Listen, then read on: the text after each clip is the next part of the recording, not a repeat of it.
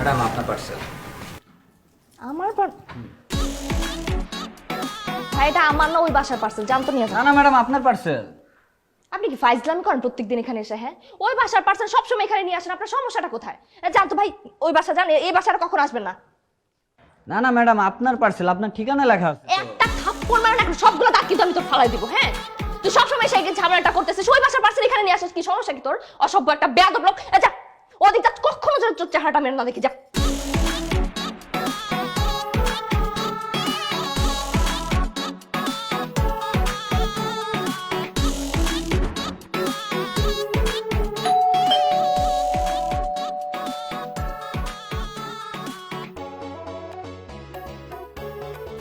Madam আপনার parcel. এটা আমার পার্সেল? ফরহাদ আসে। বাবু, তুমি আমার জন্য গিফট অর্ডার করছো? তবু আবার দুইটা। আই এম সো হ্যাপি জান, I love you so much. Sir তাহলে সিগনেচারটা করেই দেন না। ভাই গিফট তো সাইন করো। একটু মিস্টেক হয়ে গেছে আর কি। গিফটটা আসলে আমার বাসার, এটা হচ্ছে 2B। হ্যাঁ, এখানে কি লেখা 2A, মানে ভুলে দুইটা গিফট আমার ওয়াইফের জন্য। ভুলে না স্যার, আমি গেছিলাম তো। হুম, ম্যাডাম বলছে তাদের গিফট না, আমারে বিদায় দিয়ে দিয়েছে। ম্যাডাম বুঝে নাই, ম্যাডাম বুঝে নাই। আমি আমি আমি সেন্টার করে দিই। হুম, এখানে জি যাও, ঠিক আছে। Thank you. হুম, বিল পেড। জি। তাহলে ভাবি দেন, দিয়ে দিয়ে আসি। আপনি রাখবেন নাকি? Thank you. তাহলে ভাই আইসেন ভাবিকে নিয়ে। ঠিক আছে ভাই। হ্যাঁ, আমি গিয়ে আমার ওয়াইফকে দুইটা গিফট দিয়ে দিই। হ্যাঁ, ভিতরে চলো।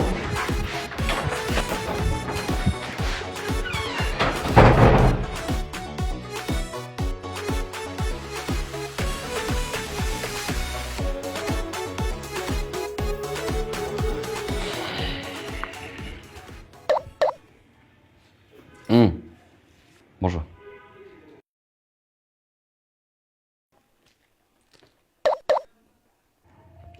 নো, আমার জন্য? তোমার জন্য।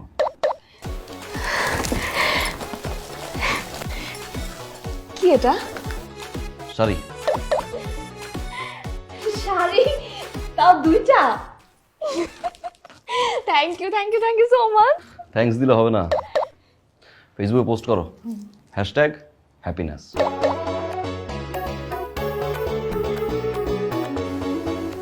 আচ্ছা, কিন্তু তুমি এমন করতেছো কেন? কেমন? চোখে কিছু হয়েছে? কই না তো। এমন করো কেন বারবার? এটা ওই যে তুমি না বললা ফরদের মতো হইতে, তো ফরদ ভাই তো দেখি কথার আগে আর পরে এরকম করে। আর ফাইজলামি করো না তো তুমি আমার সাথে। আমি বলছি ফরাদ ভাইয়ের মতো আচার ব্যবহার, ওনার মধ্যে যে কেয়ারিং ব্যাপারটা আছে ওইটা আনতে। আমি কি বলছি ফিজিক্যালি চেঞ্জ হইতে তোমাকে? ও, কেয়ারিং, গিফট দেওয়ার এই বিষয়টা, তাই তো? আমি পুরোপুরি রেডি হয়ে আছি। সে একটা দিছে, আমি দিছি দুইটা।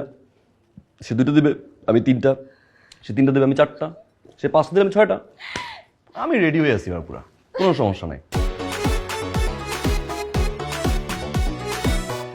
Wow, thank you so much Farhad.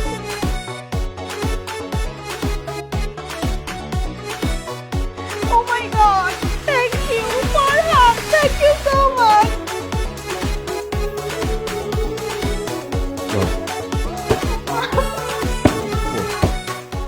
Post করো।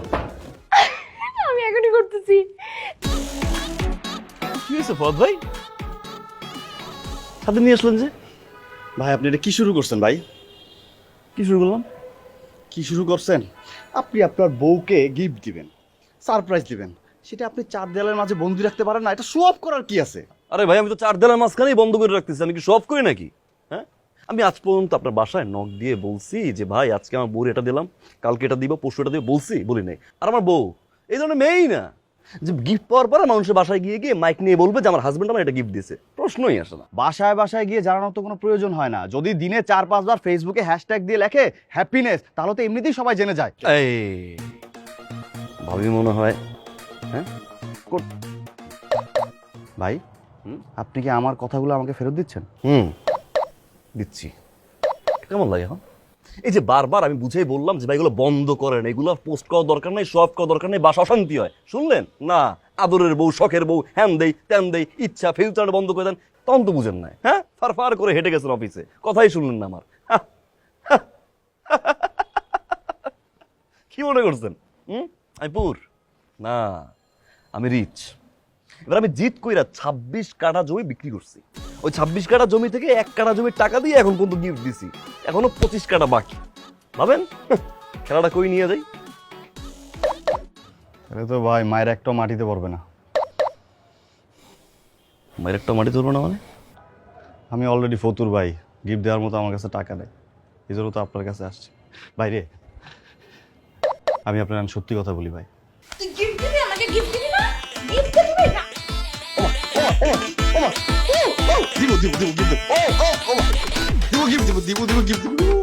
আমি গিফট না দিলে আমার বউ আমারে মারে, আমি যদি প্রশংসা না করি আমারে মারে। আমি এই কারণে সবসময় পকেটের মধ্যে একটা গিফট রাখি ভাই। ভাই আমি তো দুঃখের কথা আপনার কইতে পারি নাই ভাই। ওরে ভাই রে, 3 বেলা রুটিন করে মায়ের খান, আর ওদিকে আমার বউ মনে কর আপনি মহাপুরুষ। হ্যাঁ, দুমুর দাম্মুর আওয়াজটা কি? আচ্ছা ভাই, কতদিন ধরে খাচ্ছেন এগুলা? 110 দিন ভাই। এবার কতদিন ভাই? যতদিন বাঁচবো ততদিন। কিন্তু কেন ভাই আপনি তো জানেন ভাই, আমার চোখে সমস্যা। এই বউ যদি চলে যায় আমি আর কোথায় বউ পাবো ভাই? শুনুন ভাই, এটাকে আপনি আপনার একটা উইক পয়েন্ট ভাবতেছেন। সেই উইক পয়েন্ট ভেবে আপনি দিনের পর দিন মায়ের খেয়ে যাচ্ছেন তো যাচ্ছেনই, এটা ভুলে যেতে হবে। আপনি কি চান না অন্যায়ের প্রতিবাদ করতে? চাই ভাই। তাহলে আজকে থেকে যেভাবে আমি আপনাকে বলবো ঠিক সেভাবে শুনবেন। শুনবো ভাই।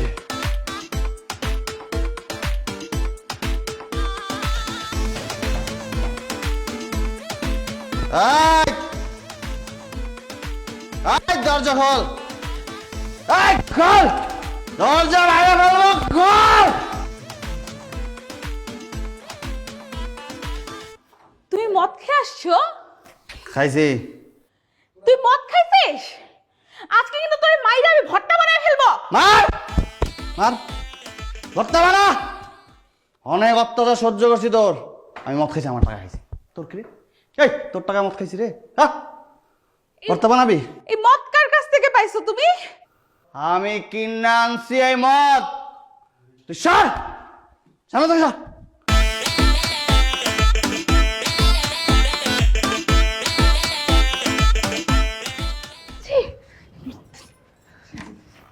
ছি ছি ছি ছি ছি, ফরাদ ভাইকে আমি কি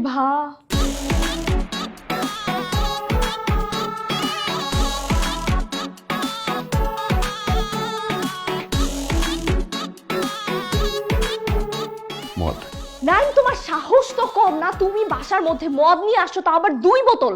তুমি কি এখন আমার সামনে বসে মদ খাবা? হ্যাঁ। আচ্ছা তুমি না বলছো ফরদের মতো হইতে? ফরদ ভাই মদ খাইছে, আমারও তো মদ খাইতে হবে। সে খাইছে 1 বোতল, আমি খাবো 2 বোতল। কেন? সে গিফট দেয় 1টা, আমি দিই 2টা, তাই না?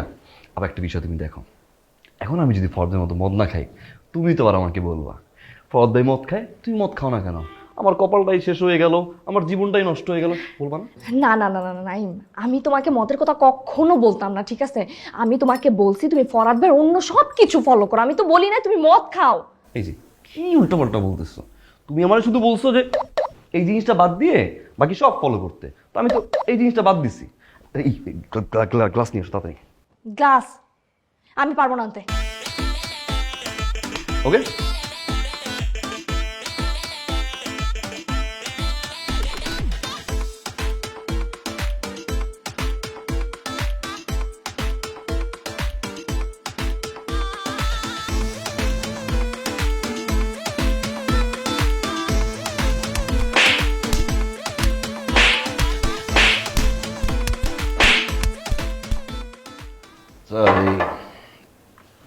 দ্রুম দারুম যেই আওয়াজটা হয়, কোথেকে হয়? নিচে অঙ্কন ভাইয়ের, লোকটা না খুবই ভালো মানুষ, তোমার মতো কখনোই মদ টদ খায় নাই।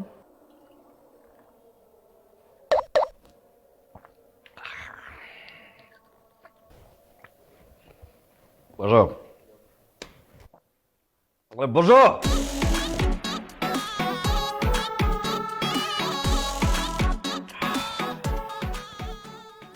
গান গাইতে পারো? না। হুম,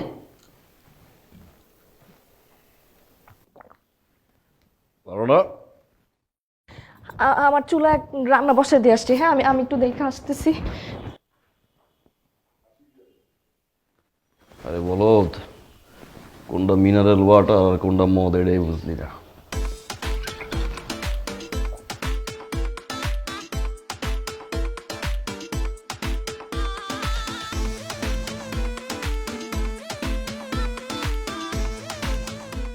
আমি নাইমকে ডাকছি, হ্যাঁ।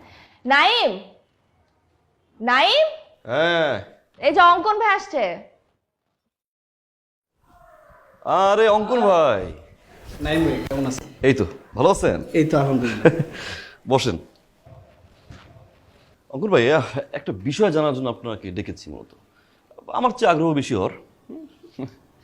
আচ্ছা, এই সকাল দুপুর রাতে আপনার এই বাসা থেকে দ্রুম দারুম একটা আওয়াজ আসে, আওয়াজটা আসলে কিসের? পিডাই পিডেই মানে? সকাল দুপুর রাত নিয়ম কইরা 3 বেলা বউ পিডাই। ভাই ভাই ভাই, আপনি কি চা খাবেন? এই যে দেখছেন ভাই, ভাবি কত সুন্দরভাবে ওত বোধ দিয়ে চায়ের অফারটা করলো। তার বাসায় গেস্ট আসছে, আমার বাসায় যদি গেস্ট আসে সকাল থেকে রাত পর্যন্ত বৈশা থাকে, চা তো দূরের কথা ভাই, পানিও সাথে না। তখন কোন ভাই মনটা, ভাই আপনি কি অন্য কিছু খাবেন? পায়েস টাস করে দিব? এই যে দেখছেন ভাবি কত সুন্দর একটা পায়েসের কথা বলতেছে। আমার বউ পায়েস তো দূরের কথা, ভাতের মালি গালতে জানে না ভাই। ওই টাইমে ভাই মনটা কয় কি কন, মনটা চায় না ভাই আপনি যান যান যান তো ভাই যান, আপনি বেরোন প্লিজ বেরোন।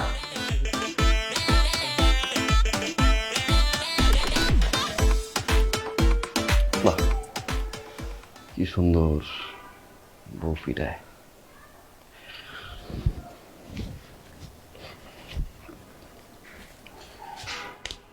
সিলভি, আমার ওই বেলটা কই? বেলটা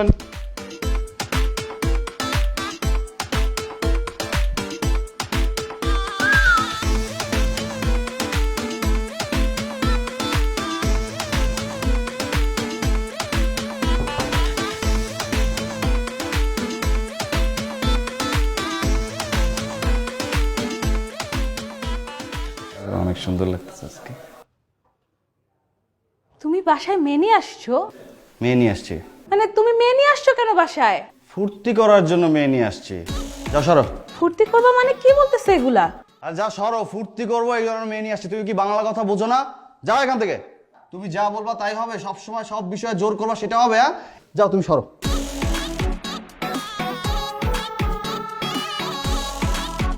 প্লিজ এগুলো করো না। মনে থাকবে?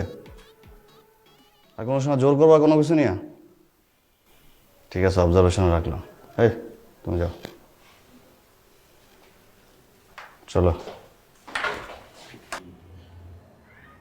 ও যদি এখন মেয়ে নিয়ে আসে তখন আমার কি হবে?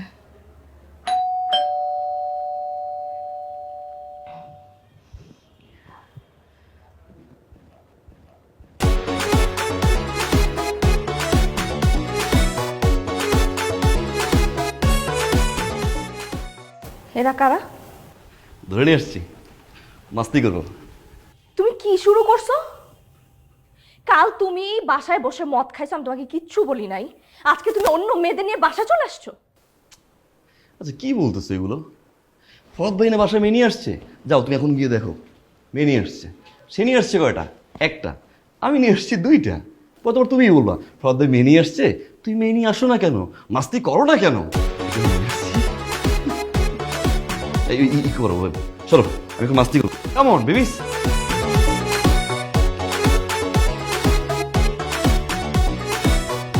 এক মিনিট। কি? আপনারা দুজন বের হন এখান থেকে। কেন? আমি কোনো সিন ক্রিয়েট করার আগে আমার জাস্ট বাসা থেকে বের হন। না না না না না না, ওরা বের হবে না, বের হবে না। আরে বের হন। কি ব্যাপার? না আমি সবকিছু সহ্য করতে পারবো, কিন্তু তোমার সাথে আমি অন্য কোনো মেয়ে কিন্তু সহ্য করতে পারবো না। আচ্ছা তুমি সব কিছুতে এত অসহ্য কেন বলো তো? আগে যখন ফরহাদের মতো ছিলাম না তখন অসহ্য ছিলাম, এখন যখন আমি আবার ফরহাদের মতো হয়ে গেলাম তুমি অসহ্য কেন? মেনে নিয়ে আসছো কেন? মদ খাচ্ছ? সব কিছুতে স্থির না কেন তুমি? তুমি কি জানো যে একটা মানুষকে যখন আরেকটা মানুষের সাথে কম্পেয়ার করা হয় কি পরিমাণে খারাপ লাগে? বুঝো সেটা? কারণ আমি তো কখনো কম্পেয়ার করিনি তোমার মতো। আমি যদি আজকে থেকে তোমাকে উপরের বাসার ভাবির সাথে কম্পেয়ার করা শুরু করি, যে ভাবির মতো তুমি সুন্দর না কেন, তার মতো ড্রেস পরছো না কেন, তার মতো হাতের রান্না না কেন তোমার, আমি তোমার অফিসের বসের সাথে কম্পেয়ার করি তোমাকে, যে আমার ম্যাডাম এরকম দেখতে, তুমি এরকম না কেন, সেভাবে কথা বলো, তুমি এরকম কথা বলো না কেন, কেমন লাগবে সিলভি? খুব বাজে একটা ফিল হবে, মেন্টালি সিক হয়ে যাওয়া তুমি। আমার এখন কি ফিল হয় জানো? আমি তো জানি না আমি কে। আমার তো 24 ঘন্টা মাথায় আসে শার্টটা কিভাবে ফরদ ভাই পরে, ফরদ ভাই কিভাবে হাঁটে, প্যান্টটা কিভাবে ফরদ ভাই পরে, ফরদ ভাই কিভাবে চুল আসতে, সবকিছু আমার ফলো করতে হবে। Why? Compare compare compare compare. রাস্তায় যখন কোনো মহিলা তার হাজবেন্ডকে নিয়ে ভিক্ষা করে, ঠিক তখন একটা প্রাইভেট কার এসে দাঁড়ায়, সেই প্রাইভেট কার কিন্তু ভিক্ষা চায়। কই সেই মহিলা তো বলো না যে মানুষেরও কপাল আর আমারও কপাল, মানুষেরও হাজবেন্ড আমারও হাজবেন্ড, মানুষের হাজবেন্ড গাড়ি চালায় আর আমার হাজবেন্ডকে আমি ভিক্ষা করি, তারা কিন্তু শান্তিতে আছে। কেন জানো? তারা তোমার মতো কম্পেয়ার করে না। অনেকের হাজবেন্ডের পা নেই, হাত নেই, চলতে পারে না, বছরের পর বছর বিছানায় পড়ে আছে, হাসপাতালে যাও না একবার। মৃত্যুর সাথে পাঞ্জা লড়ছে হাজবেন্ড, বারান্দায় বসে ওয়াইফ কাঁদছে। কম্পেয়ার যদি করতে হয় তাদের সাথে করো না।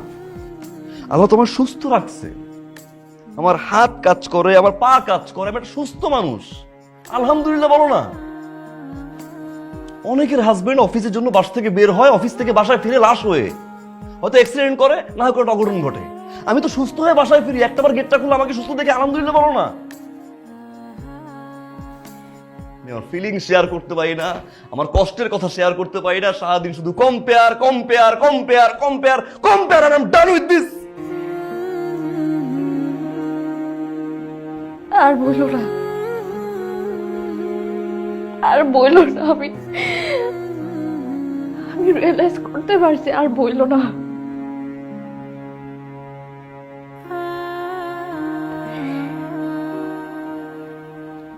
তুমি আমার জন্য আগে যা করছো, আমার জন্য তুমি যেটা নিয়ে আসছো, যাই করছো, সব কিছু মন থেকে করছো না। সেটার মধ্যে যে ভালোবাসা ছিল, আমার শুধু ওইটুকুই লাগবে, আর কিছু লাগবে না।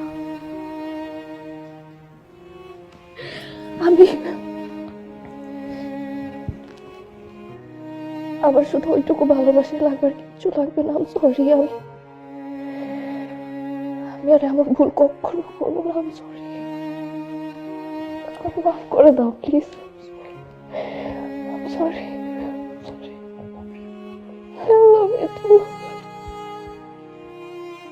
আচ্ছা একটু থাকো, ওরা মেয়ে দুটো আবার ওই 4 তলায় সাবলেট থাকে, আমি একটু দেখি যে ওরা ঠিকঠাক মতো বাসায় গেছে কি না। আরে তুমি এখন ওই মেয়েদের কথা বলতেছ আমাকে? আর আমি রিকোয়েস্ট করে নিয়ে আসছি, বলবো না বাসায় গেছি কিনা দেখবো না আমি? তুমি উপরে